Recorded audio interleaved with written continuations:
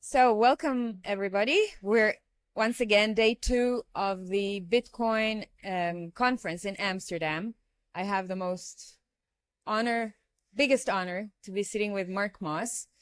Mark is an investor, an entrepreneur for the past 25 years, a content creator, an expert in economics, finance, and in my eyes, should hear that, a teacher and a mentor for navigating the world through the lens of money. You may not know that, but you are one of the main sources of knowledge and wisdom in the past couple of years, for me personally. And through you, I entered the world of gold, Bitcoin, and understanding the fiat currency system and its failures, even more important, using a very sensible, evidence-based approach. So I thank you for that. Oh, wow. Because you have been I think one of my first mentors. Thank you. Yeah, I was red-pilled and starting to understand what's happening around the world. And very quickly, I got into the money question. Yeah. So what's going on with money? And then you were the one providing a lot of answers for me. So I'd love to hear that. So really thank you for that. And here I am sitting in a I love conference. it. I love it. That's your impact. One of the American founding fathers, Samuel Adams, he said, it doesn't take a majority to prevail, but rather a small irate minority keen on setting brush fires in the minds of men.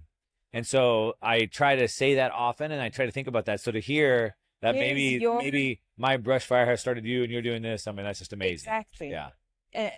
I'm telling you that for sure. Like 3 weeks ago, I was speaking in a conference in Israel to 350 people that have no clue about what the fiat system is, what gold is, what Bitcoin is. And I shared that knowledge that I gained a lot from you and from other sources with those people. That's awesome. And it's opened their heads to it. So your impact has all these layers of influence. Yeah. A lot more than what you know and what you see. So I'm sharing this with you so you understand. Last night we had a really good conversation, and I found Mark to be one of the most compassionate, humble people that I knew. So thank you for it. Like on top of everything else. And that's really a treat. So, okay, yesterday at the conference, you had a conversation on stage with Peter Saint-Onge, right? About the fourth turning in Europe. Can you, and I just want to quote here from the book of Neil Howe and William Strauss. They published a book called The Fourth Turning, which describes a 4-generation cycle of renewals, stabilization, decline, and crisis in Anglo-American history. Each generational turning takes about 20 years, so a complete cycle takes roughly 80 years. Yep. I'd love you to share a bit with us the key insights from your talk yesterday with Peter about that. Yeah, we were talking about Europe's fourth turning, which 3 Americans up there talking about Europe's fourth turning. But I think it's relevant because, to your point, it's about a cycle. And so in the book, it talks about an 80-year cycle. They call it a saeculum. It's about typically the average lifespan, if you will. And it's 4 20-year cycles. I love cycles. I talk a lot about them. 3, it's about 80. So I look at like an 84-year cycle. 3 times 84 is 252. So a 250-year cycle is an even bigger one, and that's the one that we're in right now. But back to the fourth turning. We're in the bigger one of the 250. We're in the third 84-year cycle, so it's a 250-year cycle right now. But in that, the reason why it makes sense is that people think that history moves linear, but it doesn't. It moves exponential because we're building new technologies on top of the old ones, and so things are changing very rapidly. But as much as things are moving exponentially, changing exponentially, they also stay the same because we're humans, and so human nature moves cyclical. And so it's almost like we're repeating as we're moving up exponentially at the same time. And so you could think of it 2 different types of energies. Like one is escalating, the other one is like spiraling through it. Right, but as much as they change, they stay the same sort of thing. And the reason why is because we're humans and human nature. And so what happens is we typically take things too far. We're like, oh, shoot, too far, so let's go back. And then we correct too far, and then we correct too far. And it's sort of like a bowling ball just kind of correcting itself. Yeah, a pendulum, exactly, right? Now, specifically in the fourth turning, it's what's called generational theory. so that each generation is different than the generation before them. And we've heard this many times, those who have been in war hate war, but the sons don't know anything about it. They dream of war, kind of a thing, right?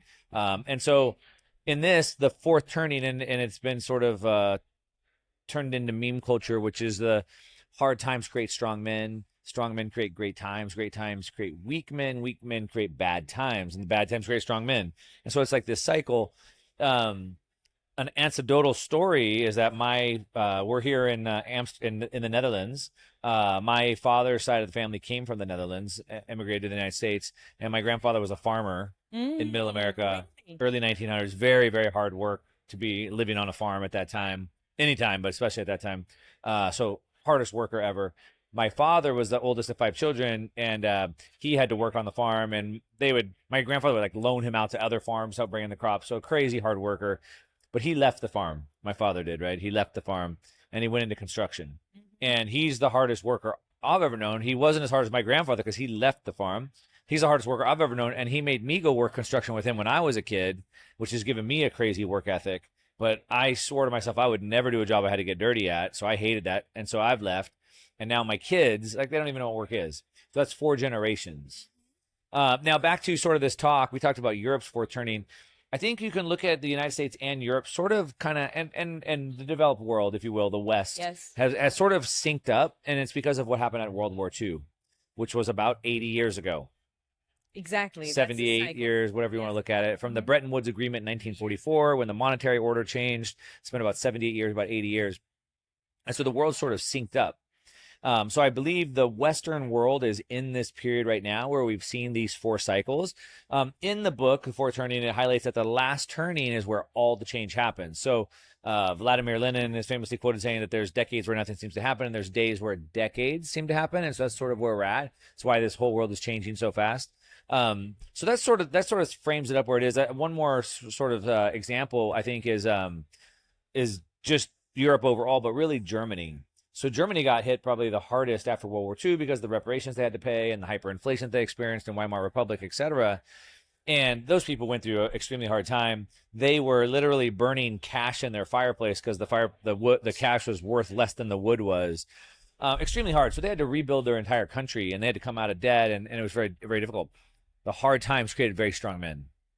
And those strong men created really good times. And Germany became the economic engine of Europe. They led Europe in manufacturing, precision manufacturing, things like that.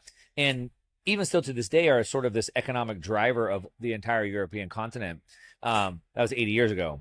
However, today, the weak men have created really, really bad times. And so they've decided to shut all their energy off. Yes. Let's just turn all our nuclear reactors off. And let's just let's forget natural gas. We won't get it out of the ground. We'll just get it directly off of other strong men in Russia.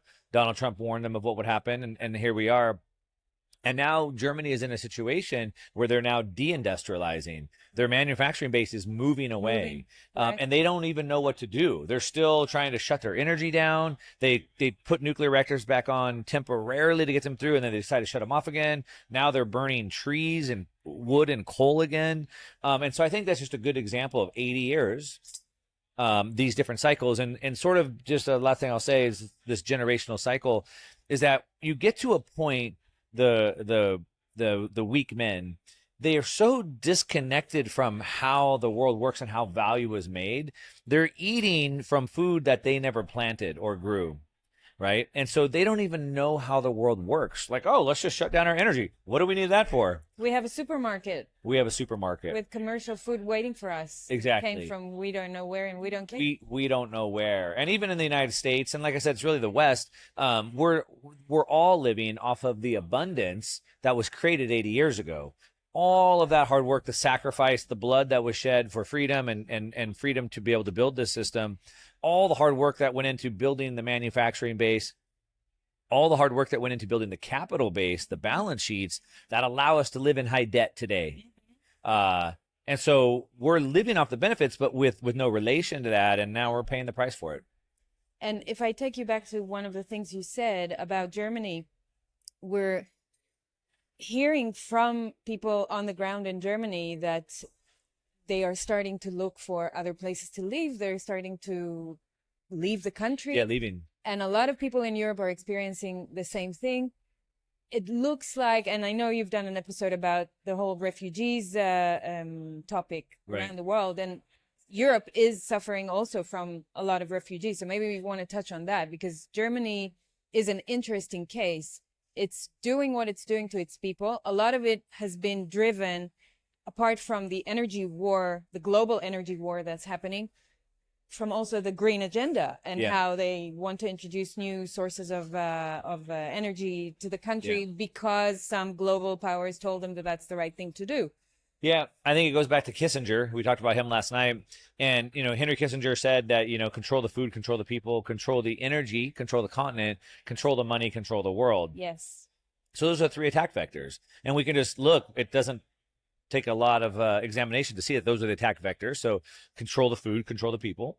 So here we are in the Netherlands right now, which is the #2 food exporter in the world.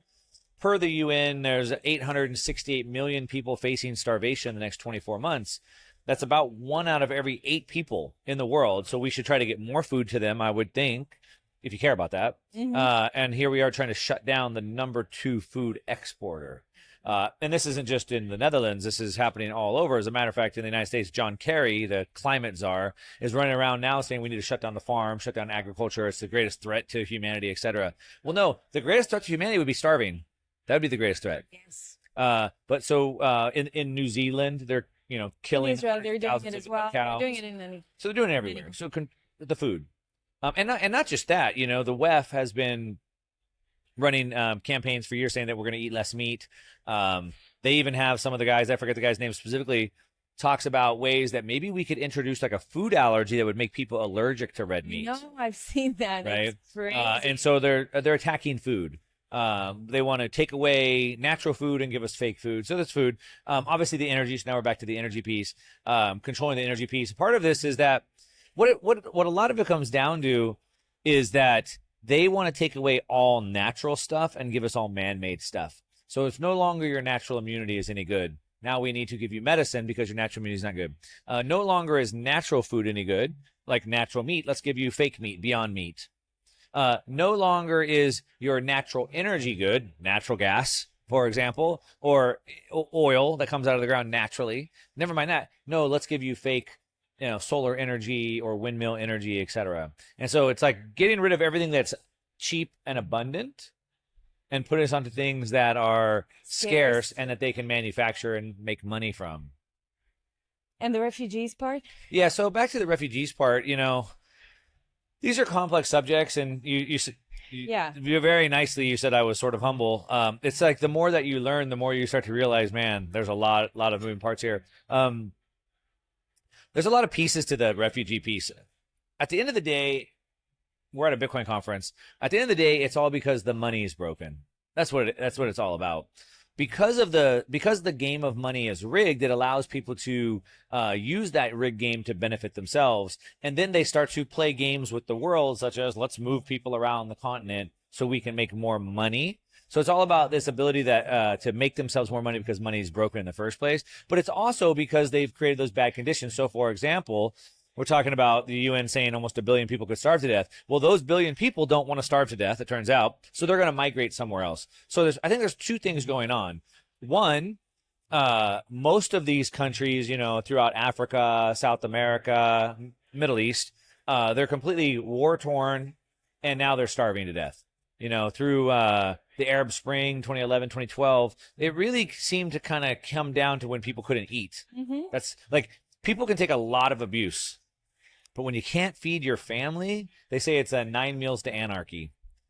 9 meals to anarchy. If I don't eat for 3 days, we're like all bets are off, sort of a thing. And so a lot of what's happened is that these war-torn countries are starving to death and whatever. So they're moving to try to find a better life, as they should.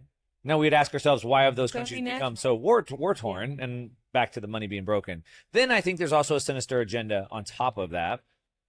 Which again, back to the money being broken, there's a group of people like George Soros, we'll call him out by name. And I call him out by name specifically because he's made his wealth by breaking countries. Specifically, that's what he does. He famously broke the Bank of England, and he's gone on to tear down many other nations.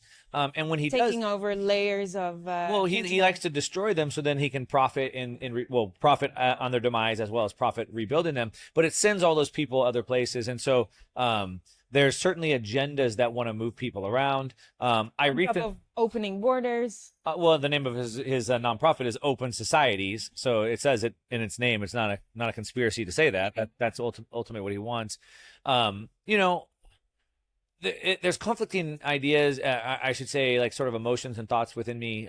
You know, I believe we're all humans. We're all equal, and so everyone should be free to pursue a better life. So, you know, I certainly feel for those people, but we need to fix the problem. And the underlying problem is that money is broken. And I think it like I said, it affects that those people might have the better life where they're at. And it takes away the incentives of some of these potential puppet masters, if you will, pulling the strings to also cause this. I know that a lot of the people that will listen to this would understand probably 80-90% what you're saying. And they'll try to go and maybe research more about refugees now because you've sparked some interest. What they may not do, and this is why I'm saying what I'm saying, because I want them to go in that direction, is to go research money. Why money is broken. We don't have time to go through the whole conversation now, but I encourage people to go learn about I can say very quickly, so just to send somebody down that rabbit hole, money is broken because people... And it's not a conspiracy rabbit hole. This is reality. No, this is how we live. In America, Henry Ford, the father of like the modern automobile and really mass manufacturing, Henry Ford, he said, if the American people knew how the banking system worked, there'd be a revolution before the morning. Exactly. So not like tomorrow. No, like before they even wake up, it would happen. Yes. And so that was 100 years ago. It's obviously gotten worse. The money system that we have today is something, it's created this what's called the Cantillon effect. And the Cantillon effect means that whoever's closest to the money supply has the benefit. And so the bankers print themselves money, and then they use it to buy assets. The asset prices go higher. By the time you get the money, the prices have gotten higher. The problem is that every time they print themselves more money, the existing money is worth less. Mm-hmm. And so people see asset prices going up, but they don't realize it's actually the value of the money going down. Mm-hmm. And the reason why it's broken is that these people have the ability to print themselves this money. And because of that, there's no consequence or feedback. And so typically, previous to World War I, wars didn't happen as often and they were very short. So if I wanted to go attack you, there was going to be a true cost. And I had to really weigh my odds here, because if I lose everything. Yeah. I'll lose my whole kingdom. Yeah. And even if I do go attack you, it can only happen for a short period of time because we run out of money. But the fiat money system has allowed these endless wars to go on because I just keep printing my money. And that's a big example, but it happens on the business level, the corporate level, the political level. And you wonder why these politicians never learn. Why do they keep making the same bad mistakes? Like, can't they see it worked out bad? Why would they do that? It's because there's no feedback. There's no skin in the game, right, in there. And it's because the money's broken. No checks and balances. Because they're able to print themselves the money. So all throughout history, power has been able to get you wealth. But now wealth is used to create power. And it was never done like that. Sure, strong men could go steal wealth, sure. Yes. But they couldn't actually create wealth. Yes. And now they can. And that's why and we're not going to go into it, but I'll just add this point. That's why I say to people that maybe, just maybe, what's happening now in the Middle East, in Israel, Gaza, and maybe other countries that will join this war party is happening because of the money, is happening because war is a money printing machine. It's a money creation mechanism for those who play the game from very up high. And we saw what happened to the stocks of the military industrial complex in the US the moment Israel, Gaza started fighting, right? Lockheed Martin and all the other ones, all green going up. Well, they gave money to Palestine. Yes. And now they're giving money to Israel. Yes. They're giving money to both sides. And this is the history of the banking system. And if you go back to World War I, it was J.P. Morgan that was funding both sides of the war, right? He was the one profiting from this. This is fact. This is history. And so, and I think it's an important piece of history because if you look, like J.P. Morgan was giving money to France and England to fight Germany in World War I. He was selling their war bonds. He was raising money for them. And then not only would he give them the money, Once they got the money, they had to buy things with the money. Yes. So then they would give the money back to him, and he would procure all the stuff and then ship it back to them. So he was double dipping. He would give them the money, and then they'd give the money back to him. He'd buy the stuff. So not only did he, again, profit on both sides, and then if you look at going into World War I, France and England were losing that war. But the problem is that J.P. Morgan had loaned them all this money. And if they lose the war, how does he get paid back? They have to win it. So they had to win it. So he had to get the United States in on the war. Mm-hmm. But how does he get the United States in the war? They don't want to get in the war. So he bought all the media companies in the United States, started to change the narrative in the U.S. Then he lobbied the politics, and he made the ships that were going back and forth, taking all the stuff, the supplies over there. He changed the military where they had to take all their signs off, all their flags off. And at the time, the German U-boats, the submarines were going around the ocean. And then they changed the policy where boats had to start ramming. They had to attack U-boats or submarines on site. And because the ships didn't have insignias on them, they didn't know which ones were merchant ships, which ones were warships. And the Germans sunk a merchant ship. And a bunch of Americans died. That's a good enough reason to go into war. And that pulled the Americans into the war. And then Germany lost, right? And the reason why that's important to understand is because J.P. Morgan has now committed over $60 billion to Ukraine. And if Ukraine loses, how do they get paid back? So that's one of my hypotheses, that the Ukraine-Russia engine is slowing down, almost finishing, and we need another war to continue powering that. And we talked about Iran last night, and you asked me about the game with Iran. I think they're just trying to pull Iran into another big war because they need another war. They need to keep pumping that money machine. Yeah. It's a possibility. Well, it's not just a possibility. I think the president before JFK, or John F. Kennedy, who got assassinated, our last president got assassinated, the president before him was Eisenhower. Yes. And when he left, typically when people step down or on their deathbed, they kind of have this moment of like truth or whatever, honesty that comes out. And on his address to the American people on national television, he said, the greatest threat we face is this military-industrial complex. He warned us. And JFK came in and talked about the intelligence community, said, I'll splinter them to 1,000 pieces is what he said. And then, of course, they assassinated. So we've known about this for a long time. This is not a conspiracy. And it only takes just a tiny bit of rational thought. Businesses are in business to make a profit. The goal of a business is to grow my profits. And so if I make military equipment, then turns out I need to use it somewhere. I need military equipment to have demand. I need a type of conflict. And so it's not a conspiracy. That's just how the world works, unfortunately. Yeah. Okay, good. I'm happy we said this. Talk to me a bit about your book, co-authored with Alex Vetsky, The UnCommunist Manifesto. Yeah. A message of hope, responsibility, and liberty for all. That's the subtitle on Amazon. People can get it. Tell me about the book a bit. You know, I grew up at a time in America where we still learned about communism. We still had the Cold War with Russia. And so at that time, when I grew up, we learned that communism was bad. We learned why communism was bad. We learned the horrors of that. I remember as a kid thinking how bad that was, how they put up a wall in Berlin and there was an east and west. And oh my gosh, what if I was on the wrong side of the wall and I got trapped? And I remember that growing up. We don't teach that anymore today, right? And now we teach Marxism.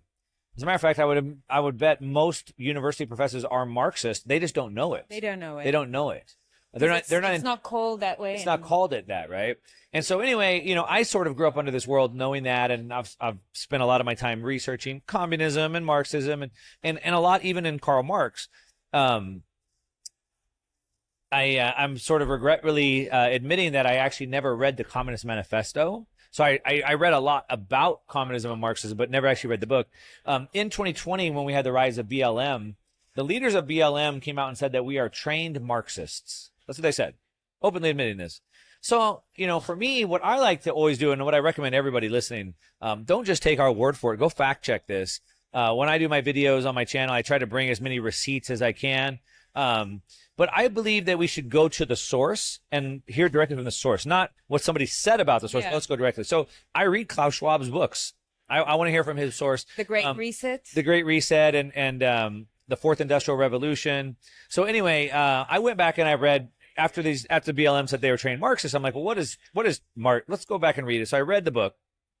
This is 2020. And I read it and I'm like, oh my gosh, like, does anybody actually know what this book says? Because how could anyone be okay with it? I just thought right off the bat, like, if women read this book, they wouldn't be for Marxism. Like, women are communal property? Yeah. Okay. They know that, right? Like, to summarize communism in one statement is abolition of private property. Okay. Like, people in America want that. So anyway, I read the book and I was just like shocked, like, wow. And I thought, man, if we could shine some light on this, maybe it would like wake some people up. And I was actually down in El Salvador on a trip down there where they're setting up the Bitcoin beach down there. And I was with Alex Fetsky and I said, hey, have you ever read it? And he said, no, I never did either. And I said, we should write a rebuttal to this. And so we did. We didn't actually write a rebuttal. We didn't like go tit for tat. We just wrote a better version of it. Yes. Almost like if you looked at the book in a mirror. Yes. And to kind of what you said, right? It's like it's a message of hope, and really we're hoping, we're trying to encourage people to be better versions of themselves and see the world a little bit differently. Yeah. I thought it was written at a very unique moment in time because of what happened with the pandemic and this sort of rise of authoritarianism. We promoted the book pretty hard. I think we sold about 30,000 copies. It kind of stalled out. As we were talking about last night, probably need to kind of get that going because it's so important. It's sort of like the zeitgeist of this time. Yes. And one of the things that we highlighted, for example, is in the Communist Manifesto, Karl Marx writes 10 points of communism. In order to have a communist nation, there's 10 things that must happen. And a lot of people look at them at America and say capitalism has failed. Yeah. Well, capitalism has failed. Per the 10 points of communism, the United States has 7 of those 10. So is America capitalist or communist? Well, quantitatively, we have 10 points. Quantitatively, it's actually more communist. Like, for example, here we are talking about the money being broken. Point number 5 is all means of money and credit in the hands of the government, central banks. So the central bank is communist. In its essence. In its essence. All education, free education for all, right? That's public education. Welfare. So many a heavy progressive tax Yes. system. So these are all communist ideas.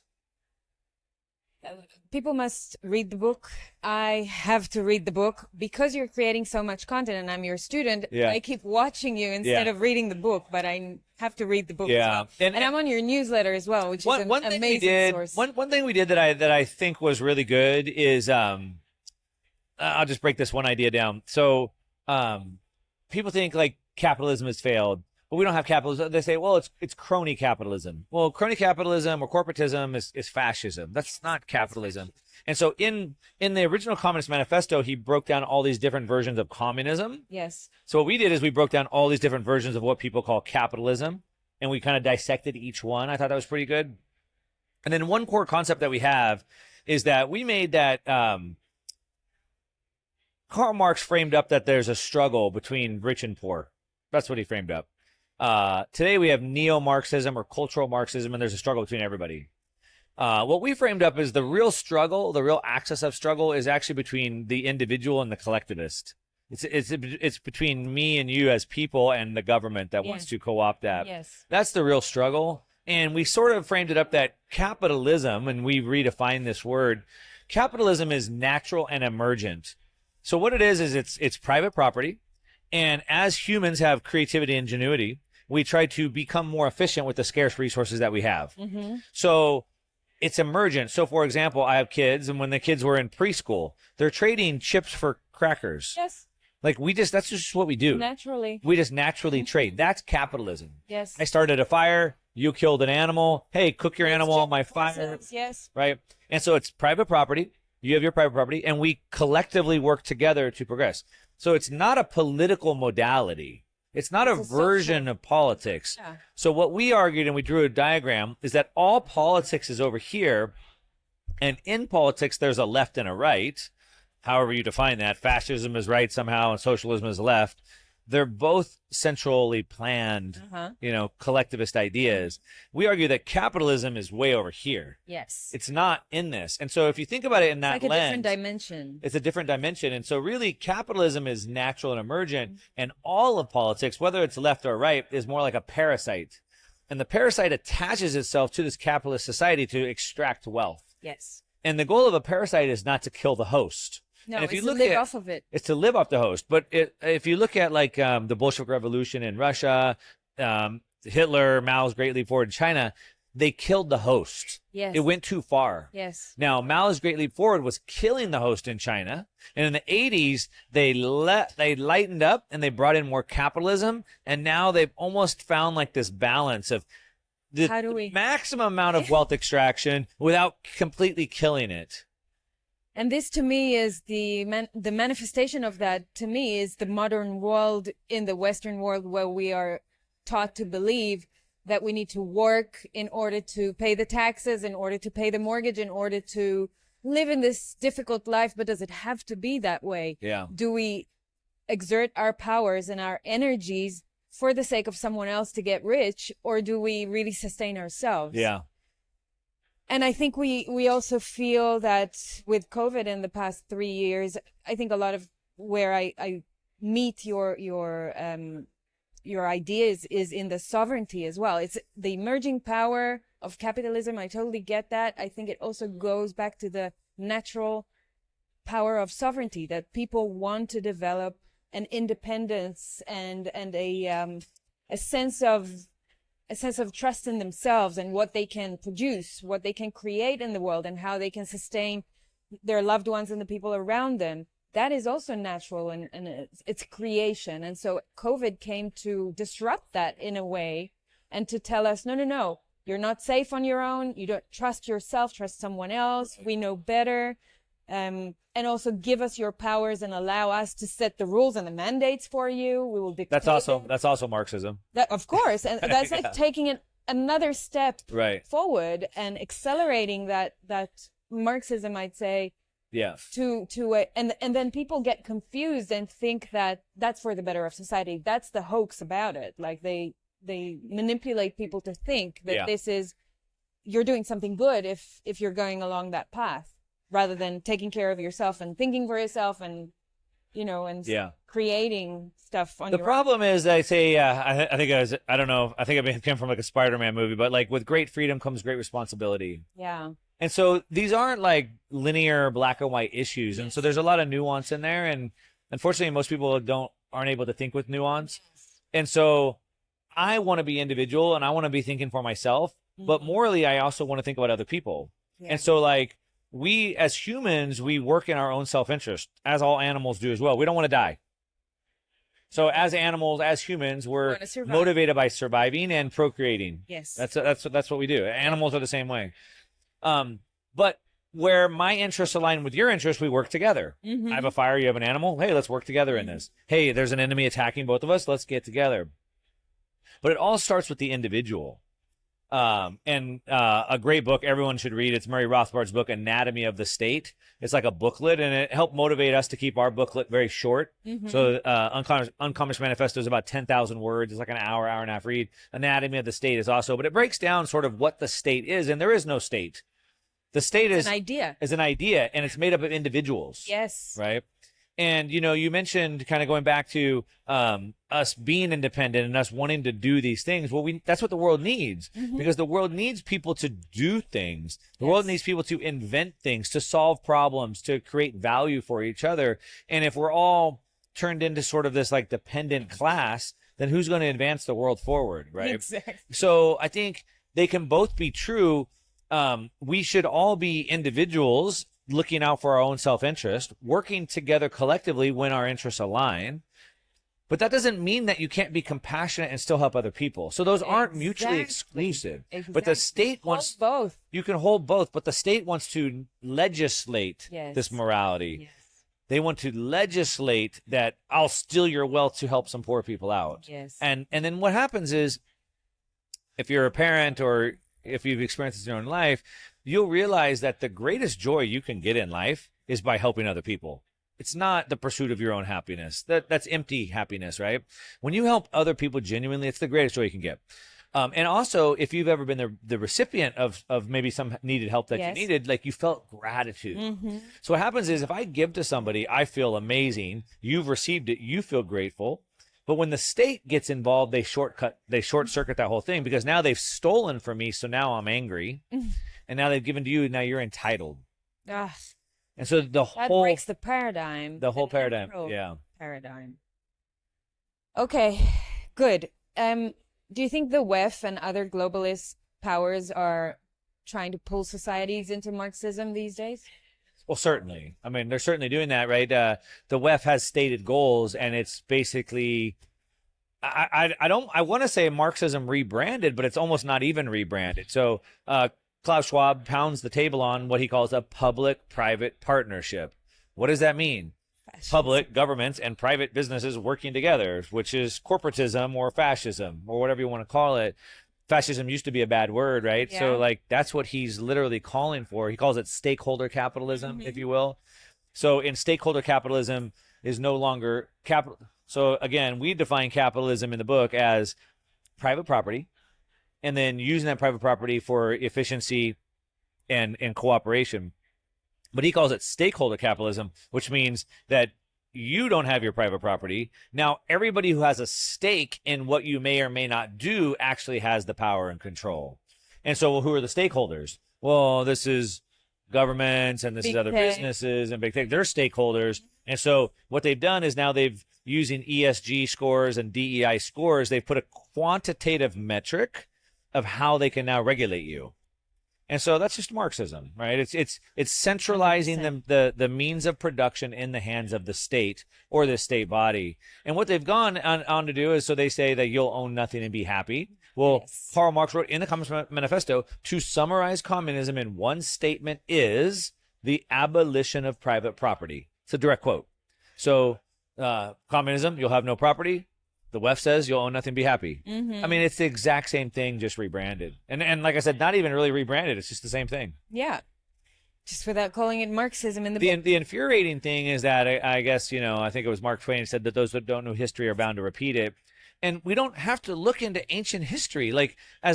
In our lifetime in China in the 40s and 50s, we saw potentially 50 million people die at the hands of communism. Just in this last century, over 100 million people have died because of this. So if you would just take the time to think about this and discuss it openly, you would understand it wouldn't work, and you could understand why it wouldn't work. But we also have at least three, well, not even really, we have even more than that, but between Russia, Germany and China, 100 million people have died. But even right now today, look at North and South Korea. Just look at those two. It's the same continent, the same people, the same ideology, everything. You just put a line down the middle, and there's two different political ideologies, and one flourishes, one doesn't. In Germany, again, I referenced earlier, they put the Berlin Wall. I mean, these are the two best A-B examples that you could ever have. Yeah. Because you literally took the same people and just put a line down the middle. And so we have all these examples. Like, it doesn't take deep thought. It just takes a little bit of retrospect. And humility to admit. So certainly the left is trying to do that. And where do you think they're taking us? Like, what's their vision, that technocratic new world order that they're trying to create? Yeah, so technocratic, right? So technocracy, where we must rely on experts. Yes. Right? Klaus Schwab is very open about the fact that he thinks that we should no longer be voting. People don't know what they want, which is partly true. And you have to listen to this with some nuance, but unfortunately, most people probably shouldn't vote because they don't know. They haven't even taken the time to understand issues. Everyone should have the right to vote, but if you don't know what you're doing, you probably should just abstain. That's sort of my opinion on it. Now, I want everyone to get educated. I'm not saying we should take away. Klaus says we should take away the right. I'm not saying we should take away the right, but he is right that most people don't know. So he's openly admitting that. He wants the world to be run by this technocracy, these technocrats. Which is Marxist. So, for example, Hitler wrote this book, Mein Kampf, and in the book he talks about how he couldn't get the Germans to kind of rally behind him moving forward until he went and learned the language of the Marxist. And when he came up with the language of the Marxist, he was able to get them and move them forward. Okay, so then what's the language of the Marxist? Well, they use this thing called the dialectic.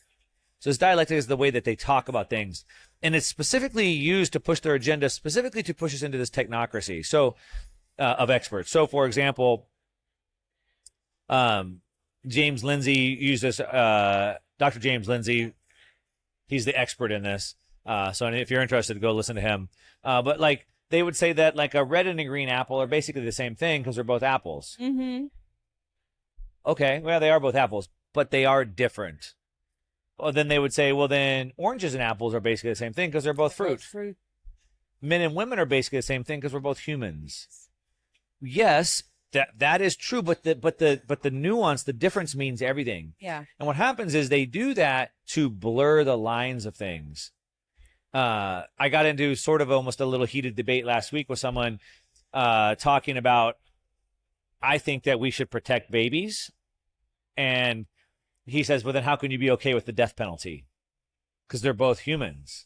I'm like, whoa, that's not the same thing. You're talking about a little baby right here that needs to be protected versus someone who's brutally raped and like. But that I told him, I said, look, you're using the language of the Marxists. You just don't know this. Yes. But they've done this to blur all these lines so we don't know anymore. And specifically, in the United States, there was this black lady, Kenanja Brown or whatever. They were put her before a committee to bring her into, and they said, do you know what the definition of a woman is? And she's like, no, I'm not a biologist. And what she's saying is, I don't know. I need to consult an expert. Yes. A technocracy. Yes. And so that's what this is achieving. It's sad. Where we don't even know the difference of an orange and an apple anymore. And in the money front, they're taking us to a CBDC, central bank digital currency world. And then there's a CBDC thing. And so part of the technocracy is that, and the CBDC and really the end game, if you will, is total control. It always has been. Marxism is always centralizing the means of power and production in the hands of the government. And so what they want to do is they want everything to have permission. And so it doesn't take a lot of thinking, but most people don't have this, that if I must have permission, then that permission could also be taken away. Now, right now, the permission is only to keep bad guys out. But what if I'm on the wrong side all of a sudden? Yes. And so how do you know which side that you're on? And so in the UN, they have these 17 Sustainable Development Goals, SDGs. 16. As part of Agenda 2030. If you don't know it, go to the UN website. And so this is on the UN website. Again, don't just go look it up. Go on the UN website and look at the Sustainable Development Goals. Number 16 specifically is digital IDs.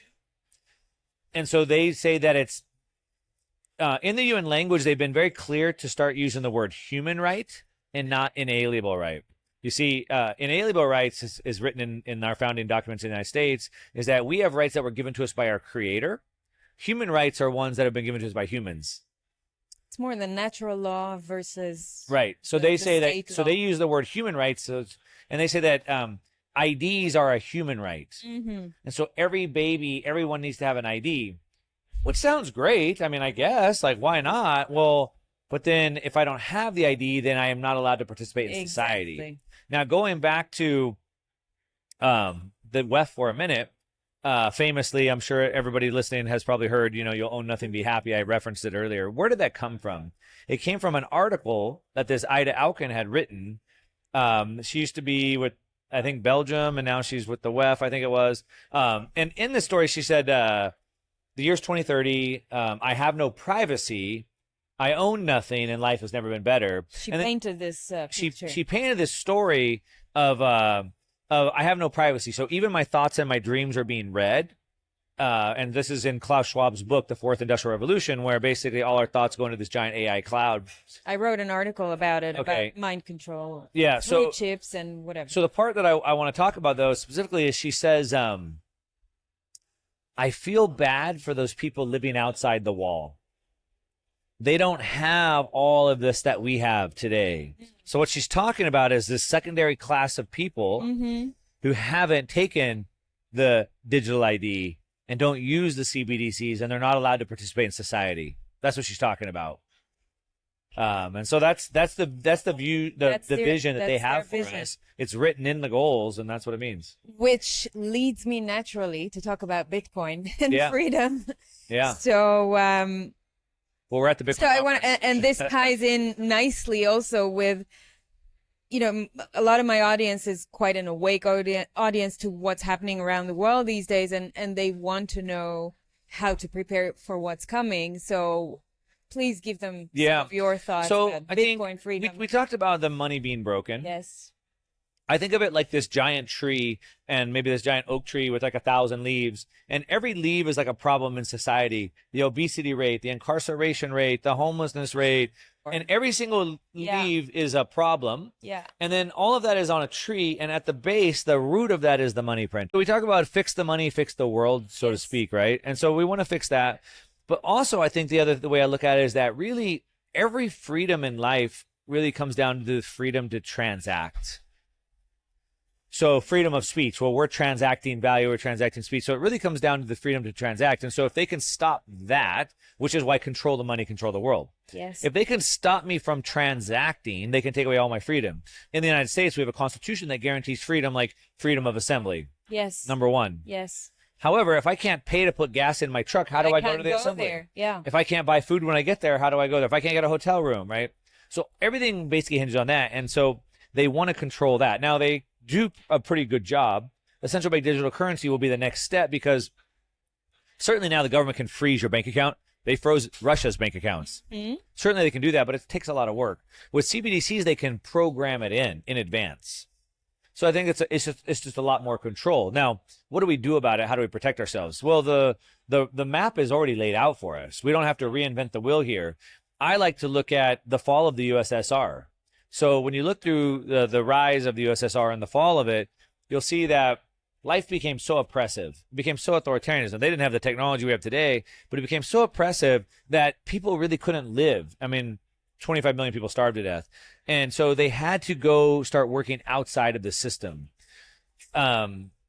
I can't speak for every other country. I would imagine most of Europe is worse than the United States, but you can't do anything without a permit anymore. Yes. I can't even have a party at the park for my kid without getting a permit. You can't put a tent up on the beach in Israel without a permit. Yeah, so everything requires a permit. And if I don't have a permit, technically I'm in the black market. Yes. Okay? Yes. So what happened is it became so burdensome and so heavy and so regulated, and everything had to have permission, that people had to start working outside the system. Yes. Hey, you put price controls on bread, so I can't make bread, so we'll sell bread on the black market.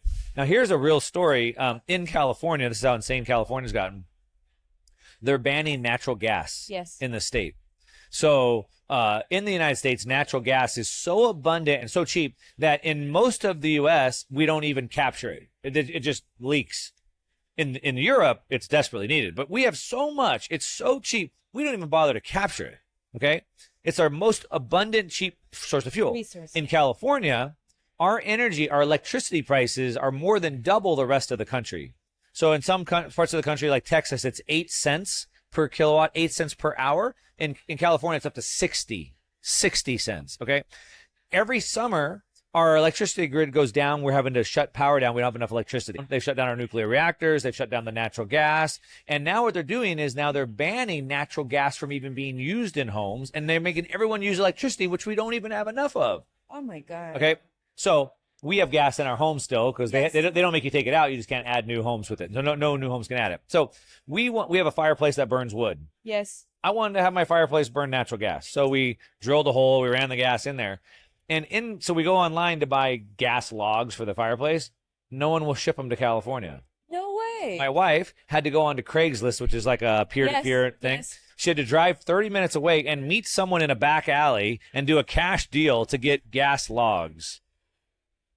What is taking people? Exactly, USSR. And so that's black market. So we yes. literally had to move to the black market in order to get something that we needed. Okay, so this is the point. So in the USSR, just like that, people had to move to this black market to get bread, to get whatever.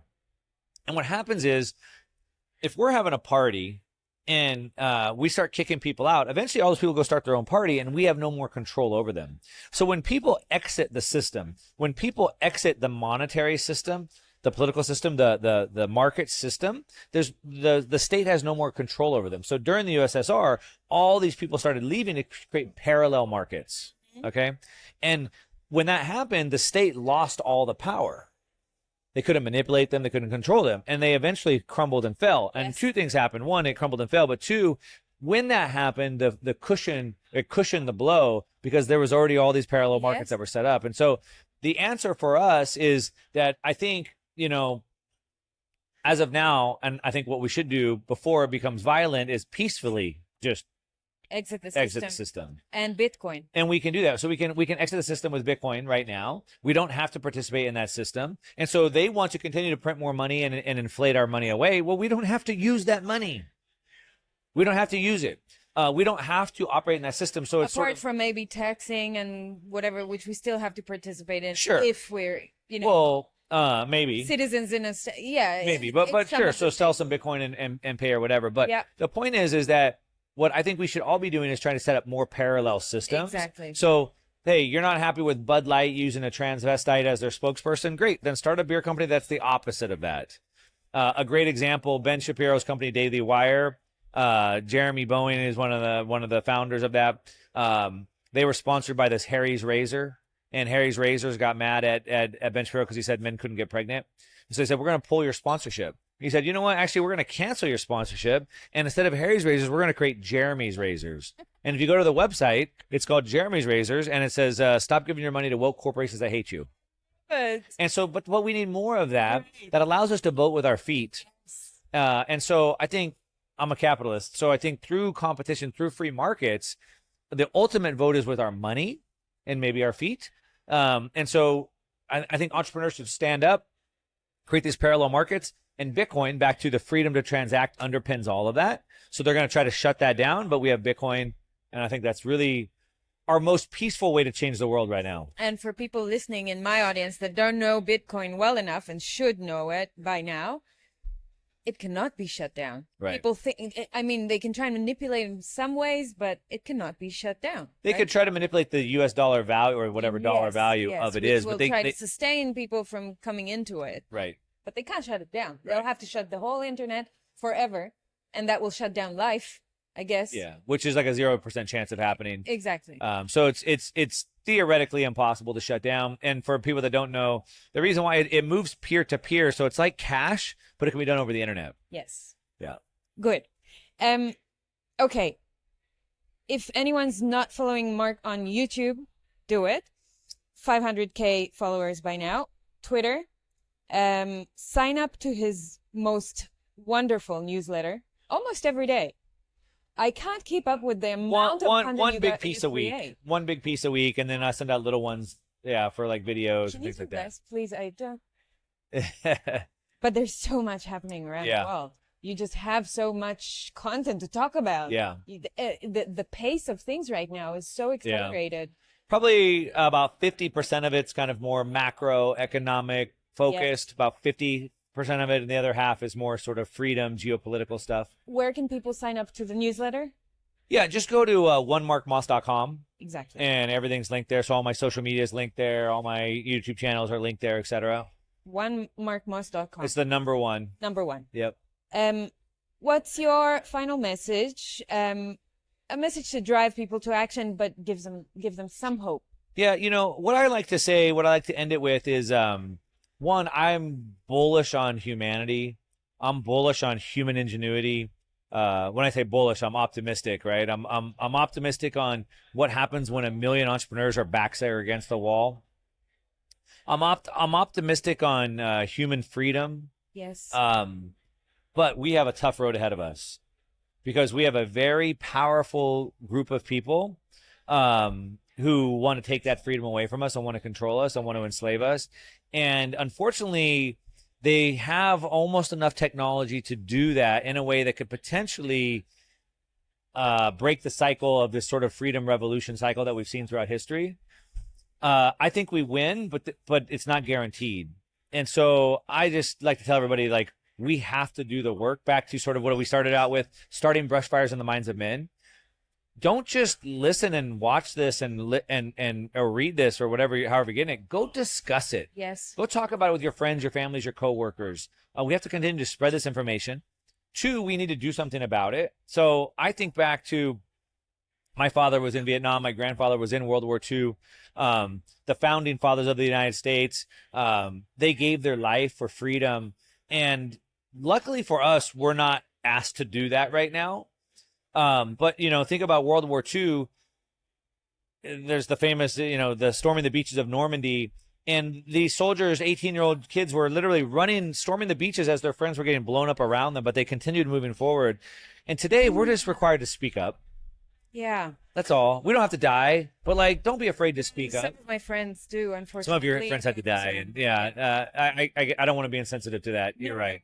I'm just saying because it's a reality these It's days. a reality, but I think we But yes, all you're need to be right. willing to make a sacrifice. Yes. And some of us might have to give the final sacrifice, which is unfortunate. But we all need to sacrifice our time, our effort, our energy, and probably even our money. Yeah. Even our money. Yeah. So maybe I need to start that business or support that business, even though it's more expensive or whatever. I'm gonna do it anyway because I'm willing to give. Me in the right direction. I'm willing to give money. Yes. Willing to give my time, effort, energy. So I say, build the world that we want. Like, Yes. stop being a victim. If you want the world to be different, then you should go do something about it. We talked about politics last night. Yes. I don't want to do it. You don't want to do it, but someone does. Someone has to do that. Yes. And so we need to give our time, effort, energy, and our money to go build the world we want. And Love only if we do that, which I'm optimistic we will, but only if we do that will we get the world we want. Otherwise, we're gonna get someone else's world. And stop and look and see what is your inner calling. Where is this taking you? When you're listening to this, what is it calling you to do? Go inwards, check with yourself. What can you create? Yeah. And start following that path. Yeah. And yeah, this is an amazing conversation, Mark. Yeah, it was fun. Thank you so much. I learn from you all the time. Every time I speak to you, every time I watch you, whether you're with me or just with me on the screen. So I really appreciate this conversation. Thank you so much. You're welcome. It's fun. And thanks for joining us. Ciao.